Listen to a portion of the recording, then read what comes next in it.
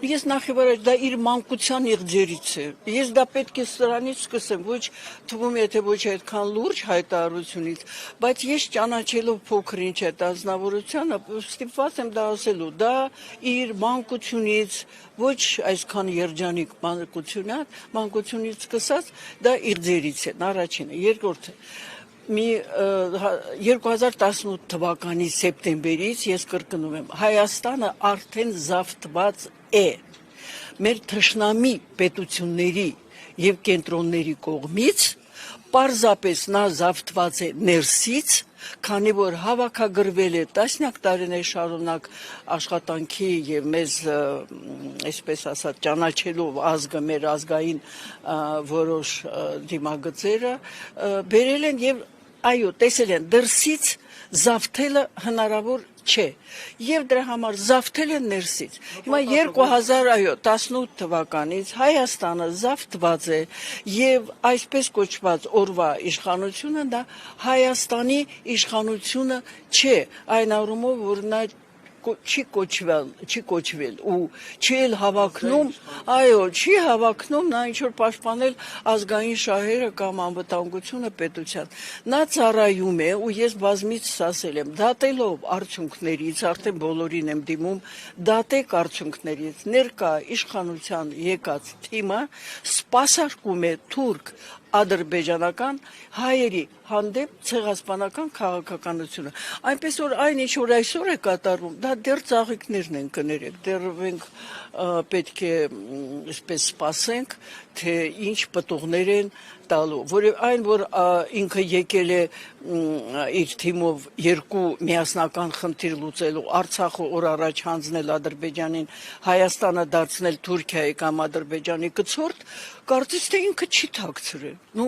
Ես դրա համար կոչ եմ անում, ես չեմ տեսնում խնդիրը իշխանության մեջ։ Ես խնդիրը տեսնում եմ մեր հասարակության, մասնավորապես իրական վերնախավը, որը չի կարողանում միավորվել։ Ես միշտ պարծանքով կարող եմ նշել, ես ինչպես պայծառ անձնավորություններ գիտեմ, բարոյական կերպարով, խելացի, ինտելեկտը եւ այլն, բայց եկեք խոստովանենք, որ անգամ այս 7 ամոթալի Հայաստանի եւ հայերի ազգի համար ամոթալի այս տարիներին անգամ միասնական փորձագիտական հարթակ չստեղծվեց։ Էլ ինչ ենք մենք կոչ անում ժողովուրդը միավորվի կամ կուսակցությունները, կրկնում եմ, փորձագետները, ինտելեկտուալը, ես այդ շարքում կներեք ամենահամեստն եմ իմ նշանակությամբ եւ գործնեությամբ։ Ես գիտեմ, որ կան իրապես շատ բարձր ինտելեկտով մարդիկ, ինչու չեն միավորվում եւ ինչու մինչ այսօր չունի Հայաստանը, հայությունը, լինի Սփյուռքում, լինի այստեղ ռազմավարություն մոտակա 100 տարվա համար։ Լավ չսովորեցինք հրեաներից, լավ ինչի՞ չեք թուրքերից սովորում։ Եթե ազգը չունի ռազմավարություն, կարճատև ժամկետը 100 տարի, միջնաժամկետը 300 տարի, երկարաժամկետը 500 տարի, նա դառնում է տարածք, որի հաշվին խոշորները եւ ավելի հմուտ այսպես տիրապետող այդ բոլոր ձևերը նրանք օգտագործում են թույլ կողմը եւ օգտագործում են պետությունը ֆիզիկական ոչնչացումից բացի պետականորեն ոչնչացնել ազգը։ Ես էլ եմ շնորհակալ։ Փաշինյանի հայտարարությունների հետևում շատերը տեսնում են, որ քաղաքացիական բախումներ է հրահրում, որովհետև դիմում է հավատալուր հավատացյալներին եւ ասում է, որ շրջափակել է Հայաստանը, պահանջ է կաթողիկոսականների։ Շնորհակալություն։ Ես կցանկանայի ուղղակի անդրադառնայի այդ վերջի հայտարարության, այդ ազնվորության, որը որ դեղին թերթիկի լրագրողից այն կողմ լրագրողը ճակերտներով չի անցել։ Նրա բոլոր հայտարարությունները հարիր չեն ամենակղզային մի փոքր պետության ղեկավարի համար։ Հիմա այն ինչ որ ինքը հայտարարում է, ինքը ճշմարտորեն զգում է այն կետերը, որտեղից իրեն սպառնում են իրեն կրկնում եմ, չեմ ասի դավադիր քաղաքականությունը, այլ թուրք ադրբեջանական ցեղասպանական ծրագիրը սպասարկելու այդ քաղաքականությունը։ Նա ճիշտ նշել է, այո, կլերիկալ, որ ենք խոսում են, դա ուրեմն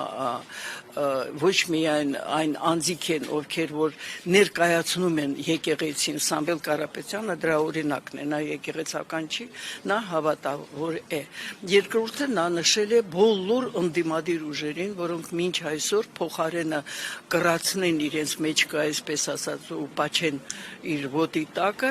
դեռ խոսում են։ Եվ երրորդը անշուշտ եկեղեցին է, որովհետև մեզ համար ոչ միայն զուտ եկեղեցին, այլ Աստծո հանդեպ մեր հավատքը ունեցած։ Ես մի բան ասեմ, որ իմ կարծիքով ճիշտ է։ Բոլորս ասում ենք հայերը առաջինը պետականորեն ընդունել են քրիստոնեություն, դրա համար մենք քրիստոնեական այդ արժեքների կրող ենք։ Սիրելիներս, հակառակ, մենք քրիստոնյա արժեքների կրողն էինք, որ առաջինն ենք ընդունել քրիստոնեությունը։ Ինչի այդքան զարգացած ազգեր կային, նրանք չգիտեին ինչ անել։ Պարզապես սա իրոք հոգեկերտված կետ է, մենք խոսում ենք, այստեղ է։ Դա ինչքան ավելի բարոյական եւ ուժեղ է եւ դիեզերական ճշմարտության համապատասխանում է, այնքան ինքը չի թույլ տալիս մեզ հողի վրա կիրառել բոլոր այն ձևերը, որով պաշտպանել եւ իր հավատքը եւ Աստծո հանդեպ այդ պաշտամունքը եւ երկիր ունենալ եւ պետություն ունենալ։ Ես կարծում եմ մենք պետք է էլի եմ ասում, փնտրենք մեր մեջ բոլոր այս եղելության